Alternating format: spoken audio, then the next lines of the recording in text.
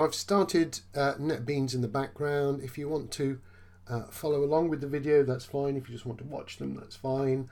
Let's close this down and let's start up NetBeans and create a new project. So I'm going to create a new project, a Java application. I'm going to call it data types. Hopefully that's not been used anywhere in my NetBeans projects. That's fine.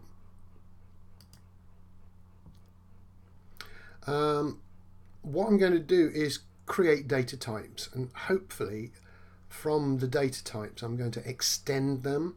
So I'm going to start off with one data type, and then I'm going to see that it's got lots of similarities with another data type and use that too. So here's my main program that I'm really only going to use for testing purposes. And again, this is probably not the best way of doing things. It's just for demonstration purposes. So you have seen before data types called integer and string, and you've probably used them in Java. But let's say we want to model the real world. Let's say we want to have a mathematical world, and we want to do graphs or even a game where we need to put things on the screen. We might need a specific data type called a point, which contains an x and y value rather than just a single value. So it's a combination, it's an aggregation of more than one item. So we might wish to have a point on the screen. So to do that, we're going to need a class to represent the actual data type point. So if we get into that, so file, new file, and a Java class, Java class, and we call it point. Now don't forget that all Java classes start with a capital letter, so I need a capital P for that. Unfinish, and I have my Java point. Now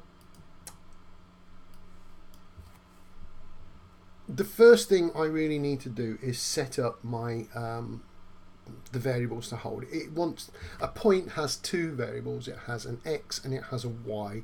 So I'm going to set those up now. So I'm going to set an integer for x. Now I'm going to make that private. I'm going to give it what we call an access modifier of private, so that I can only grab this variable, this x variable, inside this class. If I'm outside of this class, I cannot grab hold of this x variable. I have to go through some sort of function to do it, or some sort of method.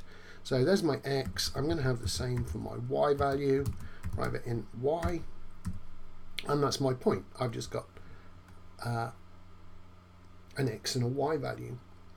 At the moment it's absolutely useless. It's not going to do anything. I need to have a constructor to build it, and that's the thing that I'm going to do next. So I need a constructor. Now a constructor doesn't have an access modifier with it.